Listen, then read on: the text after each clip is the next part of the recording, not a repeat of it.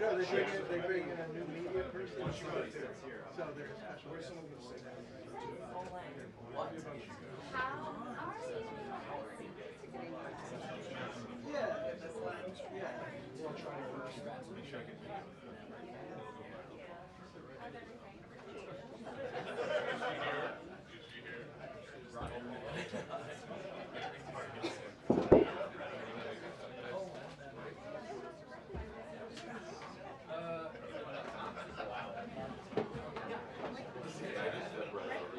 May release inquisition. Thank you. Hello.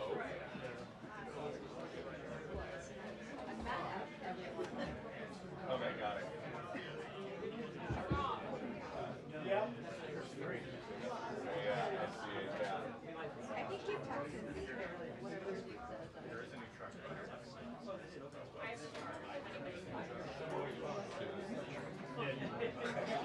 Sorry, one second.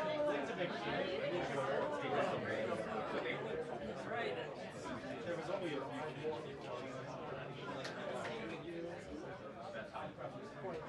Not that it's a gish.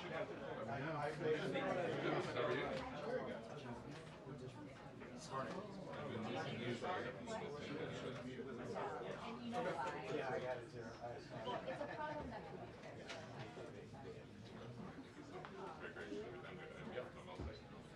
No, I'm not saying that.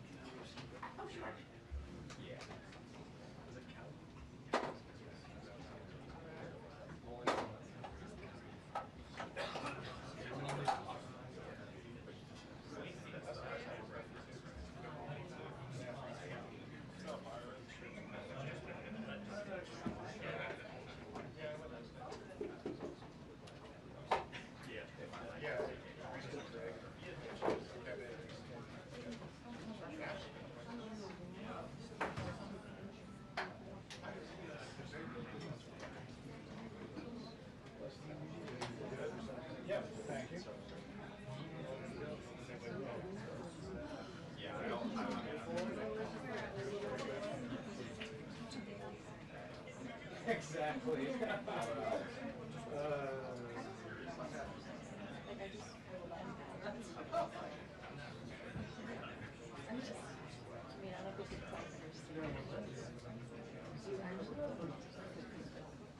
So used to seeing that.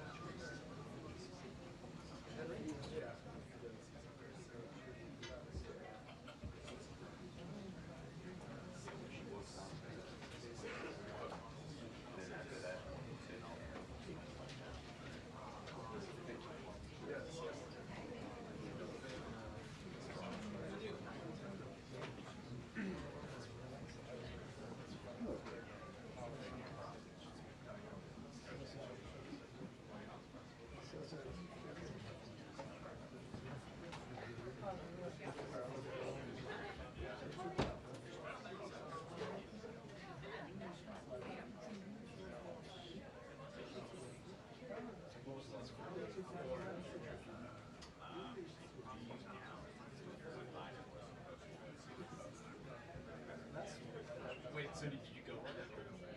Oh, by yourself. So.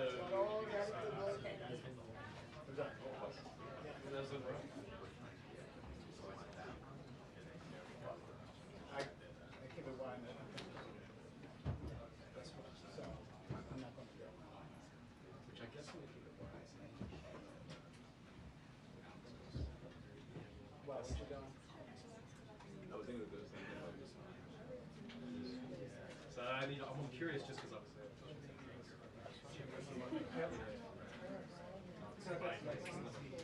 Yeah.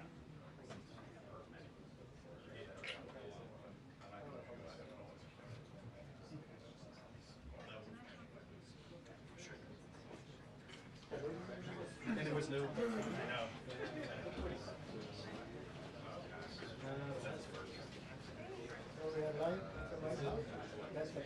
Yeah, so it was like not on high stakes.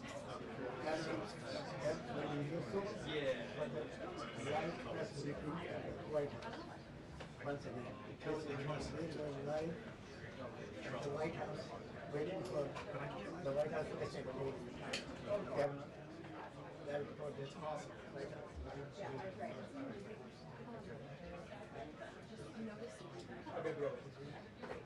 Basically said, John, that he cannot consider that an emergency. And so we expect to hear the next steps about that. But just as we were coming to air, this is going to sound repetitive, but it's not. It just keeps happening. Another federal judge here in Washington, D.C. struck down, or at least blocked, some of the executive orders related to tariffs and China that President Trump signed around Liberation Day. And so now those are on hold too. So if you're keeping score at home, basically everything that they've been trying to do here has been determined by various federal judges throughout the country to be illegal in some way. And so they are really making the White House counsel's office earn their paychecks the last couple of weeks. We hope to hear what is next for these tariffs that are now the centerpiece of President Trump's economic agenda, if the tariffs might not be legal and if they wind up going away. How does that affect negotiations? Karoline Leavitt should tell us in a couple minutes. Also, what's next for DOGE? We learned last night, once everybody got home, that Elon Musk was beginning the process of off-boarding. So he's not around anymore. We heard him complaining about the big, beautiful bill because he didn't think that bills could be big or beautiful, kind of as something that he did not think was consistent with DOGE cuts. But at least as far as we know, kind of an Irish goodbye for Elon Musk. He was one of the most visible faces of the administration to date, from January 20th until now, but it seems like he has gone out without a big send-off. Josh?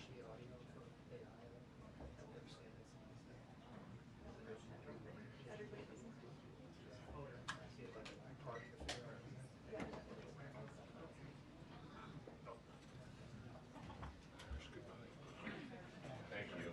It's the only way. Do you think that's the last time you're going to hear something on that? No.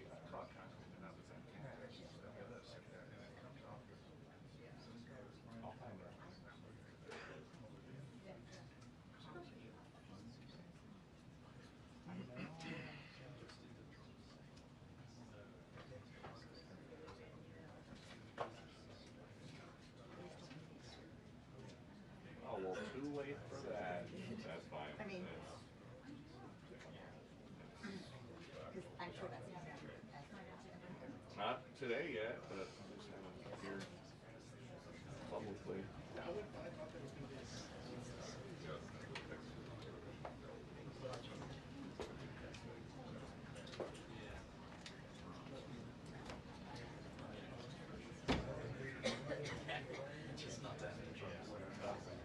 Okay. Clean. You're good. Okay. Should do more of that before we talk to Google.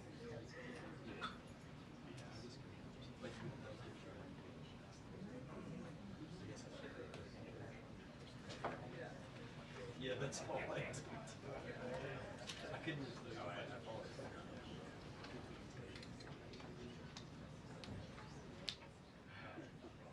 Yeah, mine's.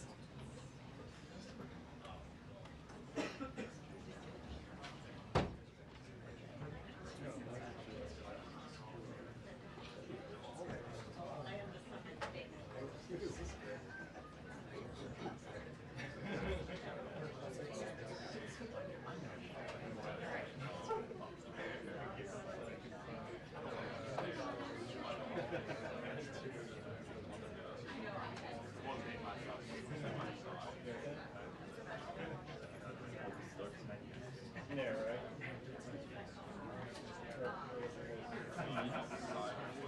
There's all the rooms on the website.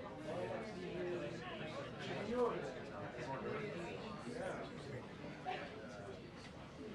Need to go call it out.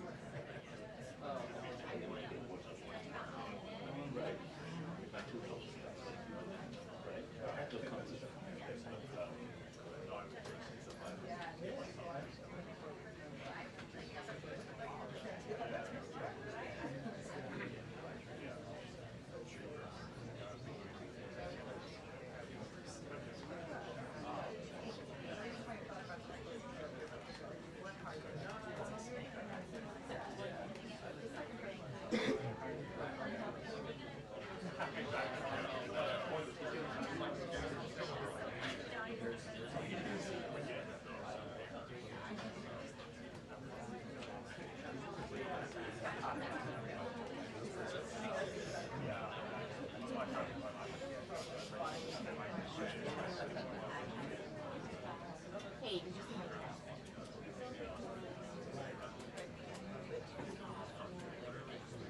Of course, oh, the same one? Oh, okay. Did you look through the transcript?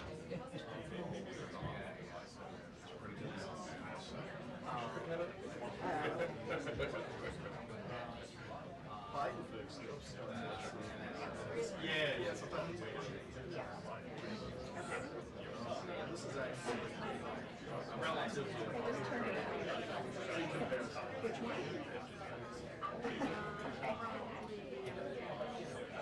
It's a little fewer. I mean, I don't know. Part of it's just Trump speaks.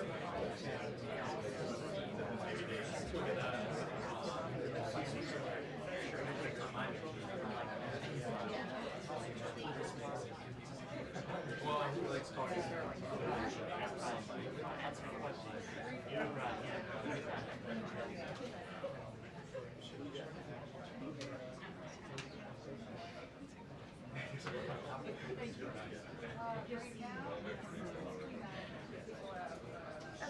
So, just for the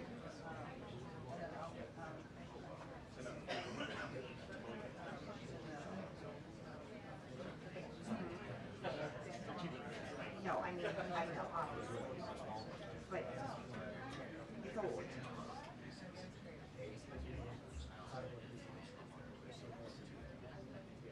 Yeah, okay.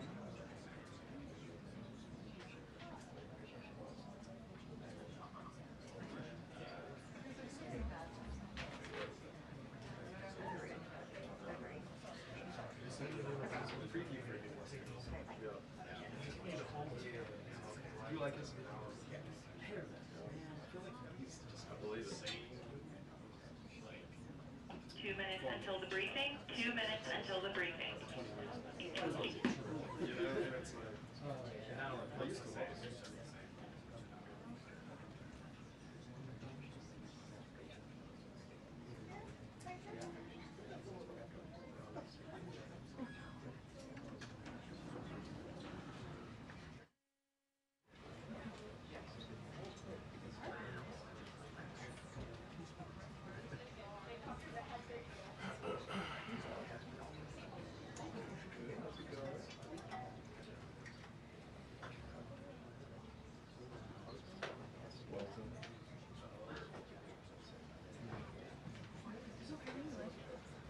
Great. Just 6 weeks today for the baby and 13 and a half pounds. Okay.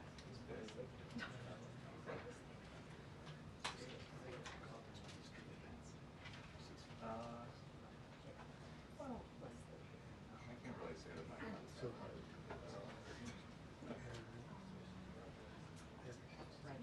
Yeah. I'm kidding.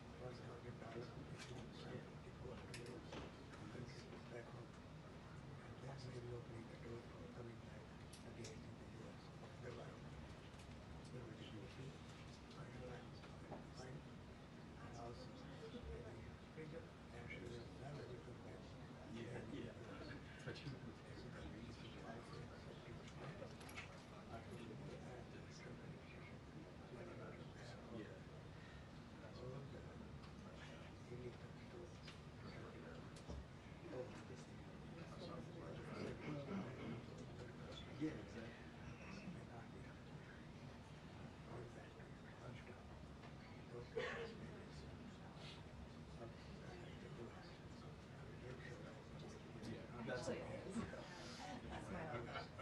But just time.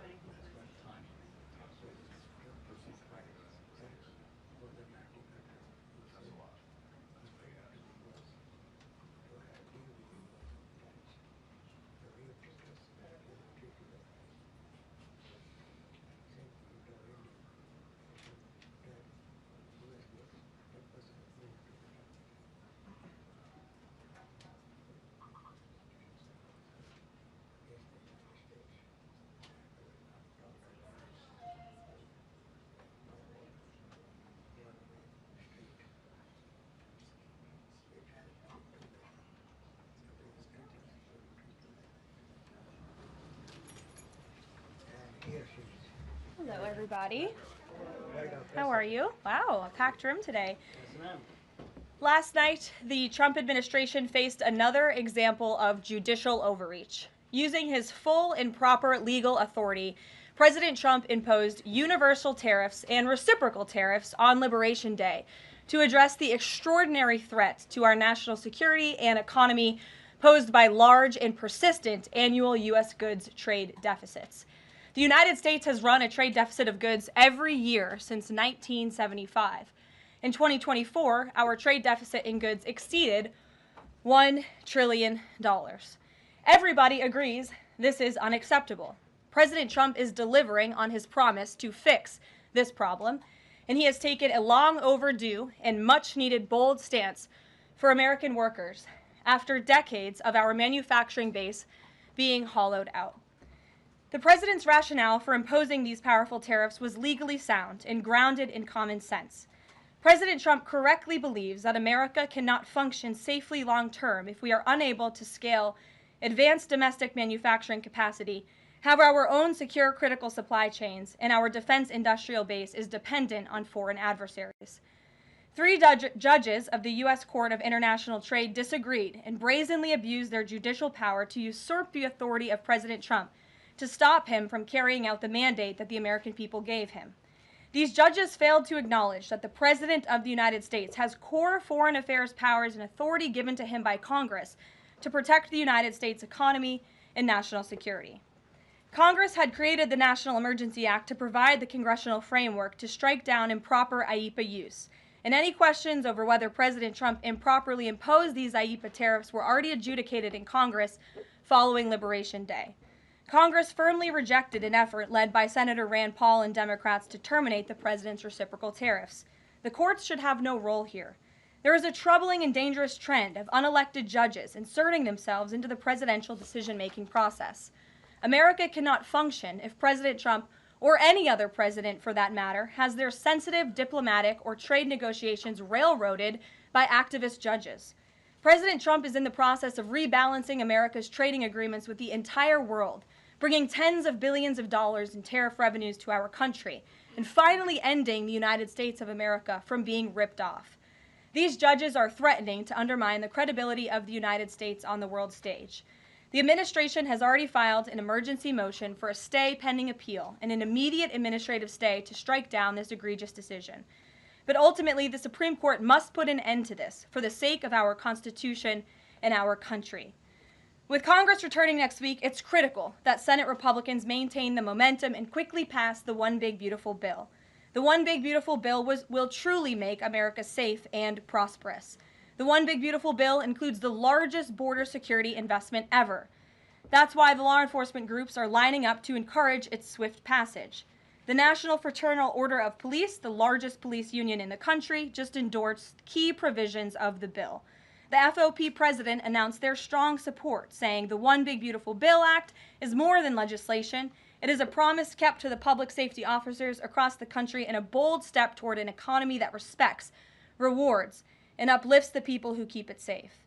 And the National Border Patrol Council, which represents nearly 20,000 Border Patrol agents, hailed the legislation as well. The group's president said this legislation provides a once-in-a-generation investment in the border security of our great country and will make America safer. The One Big Beautiful Bill will guarantee we can permanently have the safest, strongest, and most secure immigration system in American history. I also want to take the opportunity to debunk some false claims that have been circulating in the press about this bill. The blatantly wrong claim that the One Big Beautiful Bill increases the deficit is based on the Congressional Budget Office and other scorekeepers who use shoddy assumptions and have historically been terrible at forecasting across Democrat and Republican administrations alike. For example, just before Congress enacted the original Trump tax cuts at the end of 2017, the same CBO projected that growth would average a mere 1.9% over the next 10 years. However, by 2019, actual growth had surged to 3.4% once the Trump tax cuts went into effect, exceeding the CBO forecast by nearly 2 full percentage points. The CBO's latest forecast makes the same anemic growth assumptions as they did in 2017, missing the impact of the One Big Beautiful Bill. The CBO assumes long-term GDP growth of an anemic 1.8%, and that is absurd. The American economy is going to boom like never before after the One Big Beautiful Bill is passed. The largest middle-class tax cut in history, massive deregulation, and the most aggressive domestic energy exploration ever will fuel small businesses, further boost private investment, increase workers' wages, and supercharge economic growth. The Council of Economic Advisors has factored in the effects of all these pro-growth policies and estimated in their own analysis that growth will average 3% in the long run after the One Big Beautiful Bill is passed, which is nearly double the ridiculous CBO projection. This higher growth would result in $4.1 trillion in additional revenue over the next 10 years.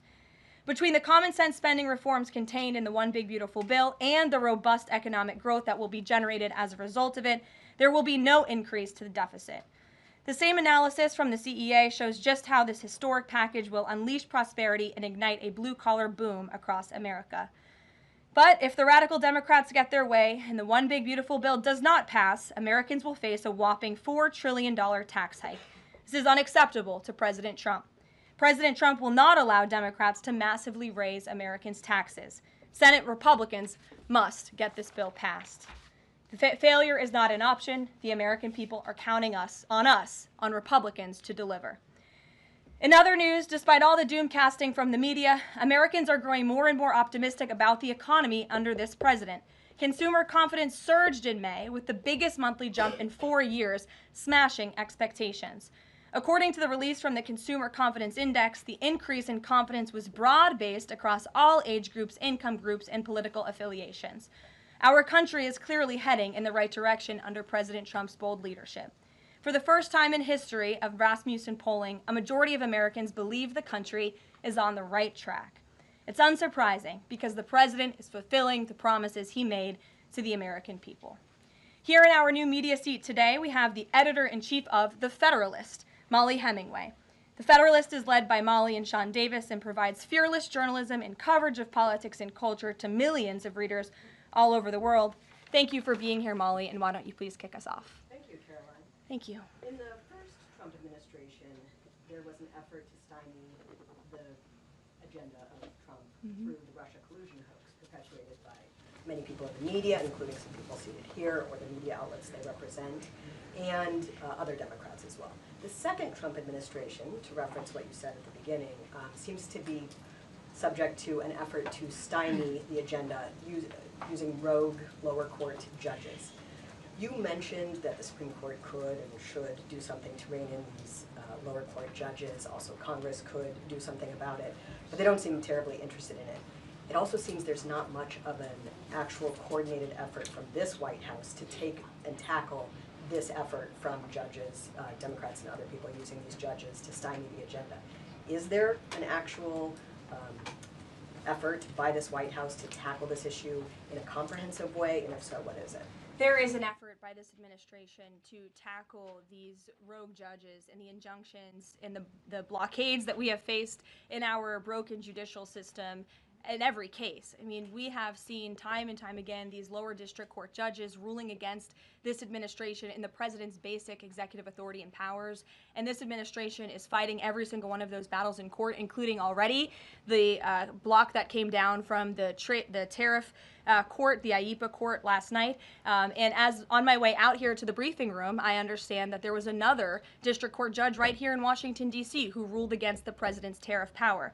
And I will get to the heart of your question, and I'm glad that we are addressing this in the room today, because nationwide injunctions ordered against the first Trump administration, Trump 1.0, account for more than half of the injunctions issued in this country since 1963.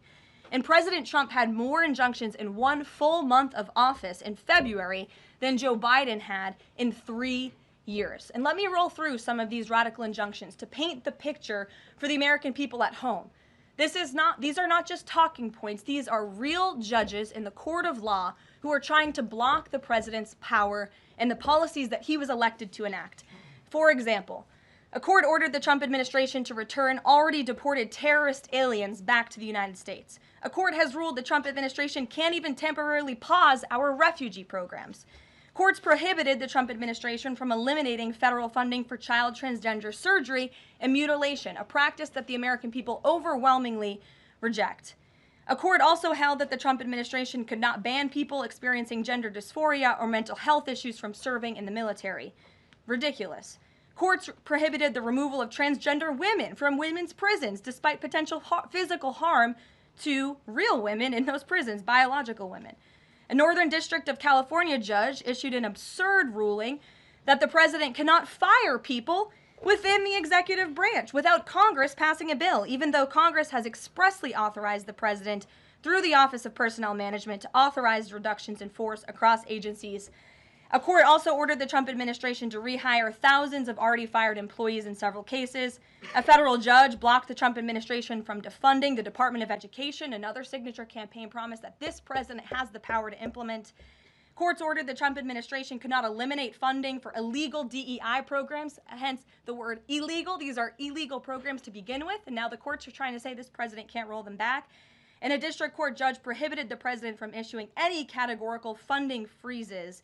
And then another court ordered on top of that the administration makes $2 billion of payments in 36 hours. These are just a few of the ridiculous orders that we have seen from lower district court judges every day, and we hope that the Supreme Court will weigh in and rein them in. But White House advisor Stephen Miller says it's judicial tyranny. Some people are calling it a judicial coup.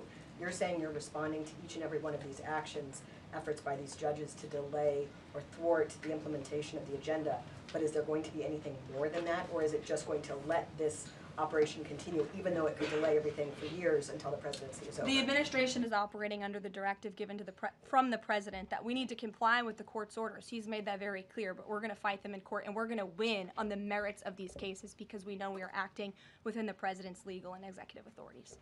And thanks for being here. Gabe. Thank you, Karoline.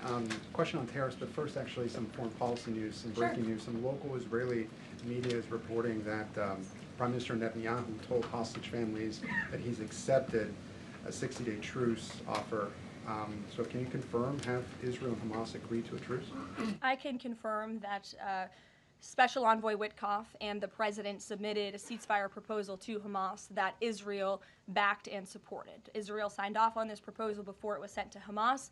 I can also confirm that those discussions are continuing, and we hope that a ceasefire in Gaza will take place so we can return all of the hostages home, and that's been a priority from this administration from the beginning. I won't comment further as we are in the midst of this right now. So to be clear, you don't know if Hamas has accepted it yet? Not to my knowledge, but certainly if that becomes the case and this ceasefire goes into effect, you'll hear it directly from myself, the president, or Special Envoy Witkoff. On tariffs, Kevin Hassett earlier this morning, he brushed off a legal ruling, called it a hiccup, and he said that trade deal negotiations would continue. Why would other countries continue these trade deal negotiations given the ruling? Because other countries around the world have faith in the negotiator-in-chief, President Donald J. Trump. And they also probably see how ridiculous this ruling is, and they understand that the administration is going to win, and we intend to win. We already filed an emergency appeal. We expect to fight this battle all the way to the Supreme Court. These other countries should also know, and they do know, that the president reserves other tariff authorities, Section 232, for example, to ensure that America's interests are being restored around the world. But I can confirm that our ambassador for trade, Jamison Greer, already heard from countries around the world this morning who said they intend to continue with these negotiations. Peter. Thank you, Karoline. So many of the president's plans right now are being blocked by courts. If the courts are going to be the ones who are shaping policy, does the president wish he would have just become a judge instead? I think the president would take this job over being a judge, and certainly the president is acting within his authority. He wishes judges would do the same. But so the courts are basically telling you guys they think that the White House's policies, the president's policies, are in some way against the law. So why can't President Trump ask the Republicans that control the House and the Republicans that control the Senate just to make a new law? Well, these laws have already been granted to the president by the Constitution and by laws that have been previously passed. I'll give you another example. For instance, we've been blocked in court for the revocation of visas from individuals who have the privilege of studying in the United States of America. Secretary of State Rubio has simply used his authority to revoke those visas, to revoke that privilege, and we've seen the courts try to block that. So if these judges want to be the Secretary of State or they want to be the president, they can run for office themselves. It should be the other way around. But all of the actions the president has taken rely on legal authorities that have already been granted to him by our nation's existing laws. And on a different topic, there are some folks in President Biden's inner circle, who are now in talks with Republicans in Congress to give interviews about how they may have handled President Biden's decline. Is the president satisfied with aides only sitting for these transcribed interviews, or would he also like to see some kind of testimony from the former First Lady, Dr. Biden? I think, frankly, the former First Lady should certainly speak up about what she saw in regards to her husband and when she saw it and what she knew. Because I think anybody looking, again, at the videos and photo evidence of Joe Biden with your own eyes and a little bit of common sense can see this was a clear cover-up. And Jill Biden was certainly complicit in that cover-up. There's documentation, video evidence of her clearly shielding her husband away from the cameras. They were just on The View last week. She was saying everything is fine. She's still lying to the American people. She still thinks the American public are so stupid that they're going to believe her lies. And frankly, it's insulting, and she needs to answer for it. Ouija. Thank you, Caroline. President Trump was asked what he thought about Elon Musk's claim that the big, beautiful bill increases the budget deficit and undermines the work of DOGE. And the president didn't actually comment on those remarks. He just talked about the need to support the bill. So what does the president think about what Elon Musk said? Well, the president is very proud of the one big beautiful bill, and he wants to see it pass. He wants the Senate to get to work on it and send it to his desk as quickly as possible. Of course, as you know, Elon Musk announced last night his departure as an official special government employee from the Trump administration. We thank him for his service. We thank him for getting DOGE off of the ground, and the efforts to cut waste, fraud, and abuse will continue. So he doesn't have any comment about Musk saying it adds to the deficit and it undermines all his work? The president commented on this. I commented on it. I told you that this bill saves $1.6 trillion according to the Council of Economic Advisors and the analyses that the president believes in. So he gave a comment. I give a comment. Just because you don't like that comment doesn't mean it's not a comment. Rachel. Thanks, Caroline. Back on trade, I know you said the White House is going to fight this ruling in court. Is the administration actively reviewing other avenues, other options to carry out the president's trade policy? The president's trade policy will continue. We will comply with the court orders, but yes, the president has other legal authorities where he can implement tariffs. However, it does not dispute the fact that the president was right to declare a national emergency when it came to fentanyl and when it came to our crippling deficits and the lack of critical supply chains here at home. That is the reasoning for the president's tariffs. And the court didn't dispute those facts, by the way. And there have been other courts that have reaffirmed the president's position. In fact, a ruling in federal court earlier this month shows that the administration is in the right, said we will win on appeal. A federal district judge in Florida ruled that IEEPA, in fact, does grant the president the authority to unilaterally impose tariffs. And 20 years ago, I will add, they are not a court, the New York Times editorial board responded to the January 2005 trade deficit of $58.3 billion by writing an editorial entitled Dangerous Deficits. And since then, our trade deficit has more than doubled. The U.S. trade deficit in January totaled a whopping $131.4 billion. So people on both sides of the aisle, pundits, lawyers, legal scholars, politicians have all agreed that it is a national emergency, our trade deficits and our lack of critical supply chains here at home. It's just President Trump was the first president to actually act on it, to restore that wealth and that prosperity to the United States of America. And it's very unfortunate that the courts are now blocking his attempts to do that. Has the administration then reached the point where you are actually asking your economic advisors to start reviewing other avenues to implement the president's trade policy, or do you want to just see this legal process take place for now? We can walk and chew gum at the same time. We are doing both. Josh. The Fed says the president met with the Fed chair earlier today. I'm wondering if you can give us any readout of that meeting. The Fed also says that they discussed the economy. I imagine the president might have shared views on rates as well, but what can you share with us? I can share with you that we saw, the president and I both saw the statement that the Fed put out after the meeting. That statement is correct. However, the president did say that he believes the Fed chair is making a mistake by not lowering interest rates, which is putting us at an economic disadvantage to China and other countries. And the president's been very vocal about that, both publicly and now I can reveal privately as well. Did he speak at all about his plans for that position, but whether he would seek to move Jay Powell out of that position or keep him in until his term ends? No.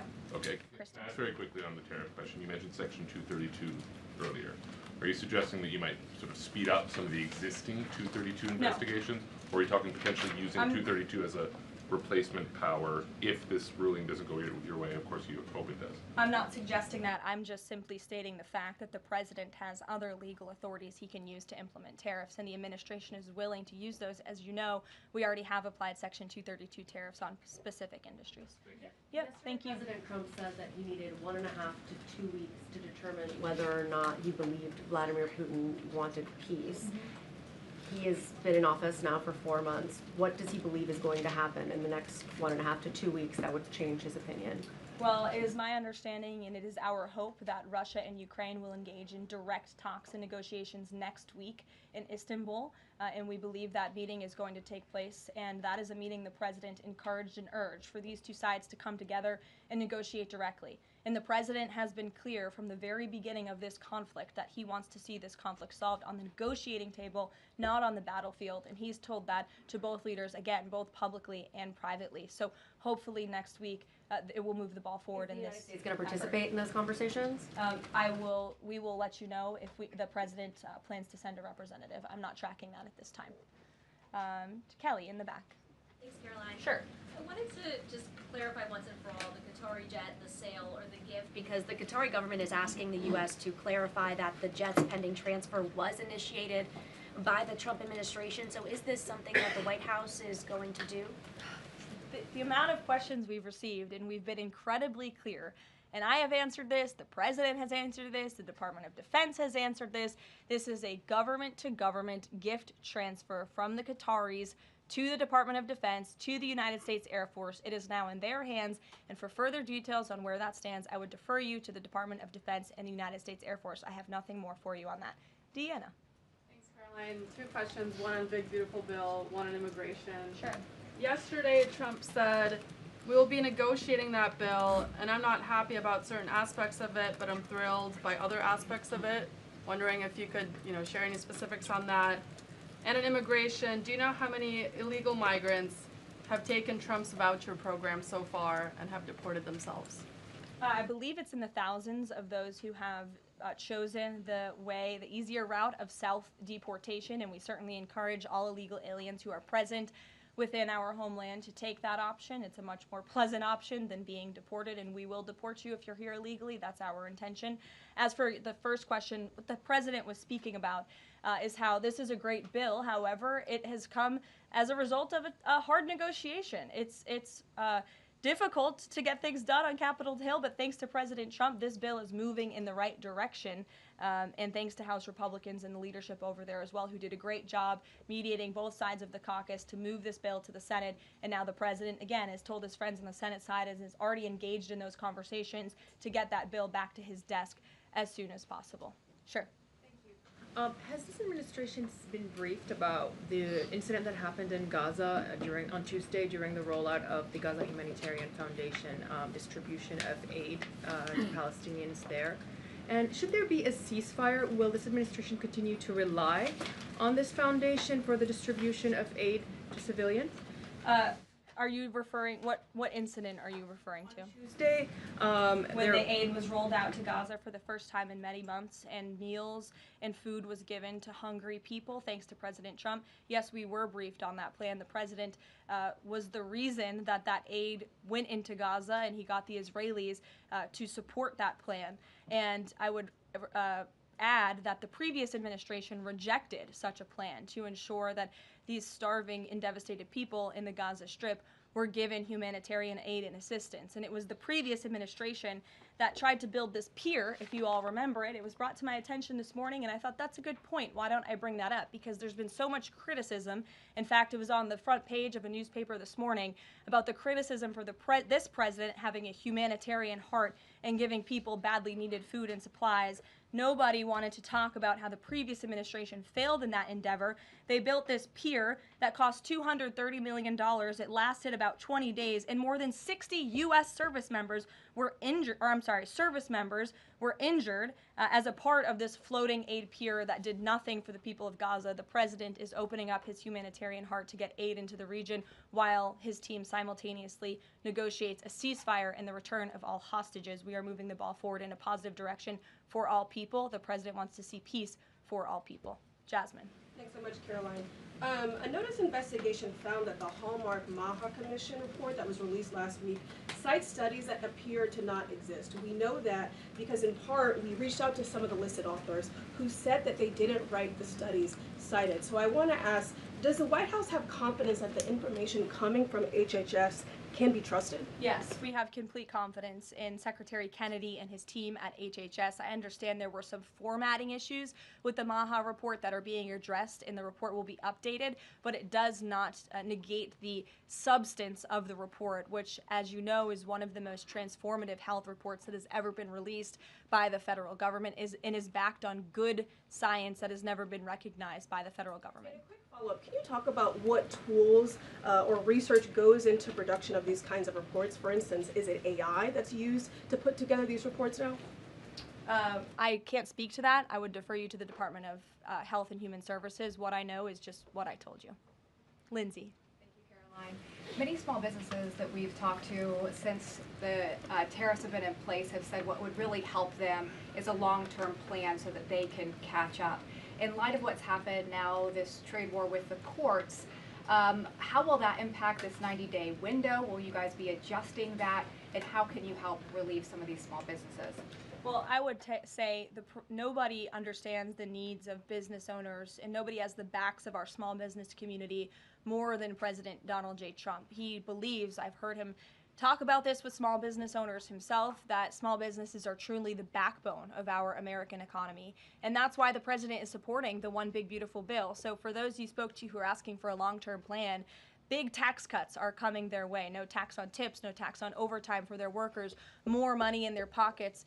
Their bottom lines will be larger. They can pay their people more. Wages are going to go up. Inflation will continue to come down. We've already seen energy prices plummeting as a result of this president's economic and energy agenda that he has been implementing across the federal government, reducing burdensome regulation. All of that is good news for small business owners across the country. That's why they strongly support the president, and that's the Trump economic plan that is underway. And again, you're emphasizing, I believe, the need to pass the One Big Beautiful Bill, and the president wants to see that happen. Sure. Will you still work within that 90-day window for these trade negotiations? Does that still stand? Again, as far as we're concerned, our trade agenda is moving forward, and we've already heard from countries around the world today who will continue to negotiate in good faith with the United States so we can cut good trade deals on behalf of the American people, and we fully expect to win this case in court. Sure. On Golden Dome, the president put out this number of $61 billion. How did he arrive at that? Is that the number it will cost to protect Canada, and is it negotiable, or where did it come from? I can certainly ask the president, and I can check in with our research team, and we'll get you the facts on that number. But the Golden Dome is certainly a significant investment in our nation's national security and homeland security to protect Americans, all of you in this room, from future threats. Any readout on, have the Canadians been talking in good faith about paying to be in it? I know they've expressed some interest. Well, the president has certainly expressed to the Canadians how we are essentially subsidizing their national defense. He brought it up in his meeting with their new leader here, and as you know, we'll be traveling to Canada next month for the G7, so I expect that topic of discussion to come up on that trip as well. Sure. Hi, thanks, Caroline. There was a May Day USA rally in Seattle that happened over the weekend that developed into some protests and riots. The Seattle Mayor Harrell said that it was a far-right rally held here to provoke a reaction by promoting beliefs that are inherently opposed to our city's values, which he defined as LGBT values. I know the FBI is looking into this, but has the president reached out to the mayor at all, asked him to apologize for this, and is this something that the administration would consider an example of anti-Christian bias? I'm not aware of that case. I know the FBI is looking into it, but I'm not aware of any phone calls the president may or may not have made to the mayor of that city. And then on DOGE, we know that Elon Musk is leaving. Do you have an updated leadership structure for who is leading the group? Is Russ Vought involved? And what is its new mission now, if any? Well, the entire cabinet is involved, and I spoke to the president about it this morning, and the entire cabinet understands the need to cut government waste, fraud, and abuse, and each cabinet secretary at their respective agencies is committed to that. That's why they were working hand in hand with Elon Musk, and they'll continue to work with the respective DOGE employees who have onboarded as political appointees at all of these agencies. So surely the mission of DOGE will continue, and many DOGE employees are now political appointees and employees of our government, and to the best of of my knowledge, all of them intend to stay and continue this important work. Is there a DOGE leader taking the place of Mr. Musk? Well, again, the DOGE leaders are each and every member of the president's cabinet and the president himself, who is wholeheartedly committed to cutting waste, fraud, and abuse from our government. Michael. Thank you, Caroline. There's conflicting reports out of the Middle East right now. Saudi television network Al Arabia is saying that Israel and Hamas have agreed to a 60-day ceasefire. Sources with Hamas are saying that has not been agreed to. If and when that does happen, will we expect to hear something from President Trump announcing that? As I said earlier, yes, indeed. If there is an announcement to be made, it will come from the White House, the president, myself, or Special Envoy Witkoff. Caroline, one big beautiful bill. The president says he's not happy with all aspects of it. What changes would he like to see be made, and can this bill be both big and beautiful? It is a one big beautiful bill, as the name rings true, and the president, as I said, is currently working with his friends in the Senate who have some recommendations for the bill. Those negotiations and discussions are continuing, but the president's ultimate priority is to get this bill back to his desk for signature. And the president's priorities in this bill are non-negotiable in terms of the tax priorities he wants to see and the large tax cuts in the border investments that are currently in this bill. He is not going to allow them to go away for the American people. Sure, go ahead. Yes, I wanted to ask you about, has the president spoken to any of these foreign leaders about these agreements that have been reached, specifically the case of the United Kingdom that already has an agreement in place after this decision of the court in New York? Has the president talked to foreign leaders about what? About the court decision in New York. Which court decision in New York? The trade court. Oh, the trade court decision. He did speak to the leader of Japan this morning, and he said that was a very good call and a good discussion. And as I said, the president's cabinet, Secretary Lutnick, Secretary Bessent, and Ambassador Jameson Greer have all been in touch with their counterparts in countries around the world to let them know the United States will still be at the negotiating table, and we still expect countries around the world to treat us fairly. Again, I will just close by saying that how ridiculous it is that we have been ripped off, our middle class has been hollowed out, our manufacturing base has left and gone overseas, jobs have been offshored, and now no court did anything about that. No court did anything about hundreds of thousands of people being put out of work, about thousands of factories being closed down, about our deficits going to dangerous levels, as the New York Times has said. But now a court is trying to stop a president from trying to correct those wrongs of the past. And this administration will continue to do that. It's a promise the president made to the American people, and it's a promise they elected him on. We will win this battle in court, and the president will implement his America First trade policies. Thank you, everyone. There's the U.S. Steel situation tomorrow at the speech. I can tell you the president greatly looks forward to going to Pittsburgh, Pennsylvania, where he will discuss this historic deal and discuss American jobs and American steel, and we hope to see you all there. Thanks, guys.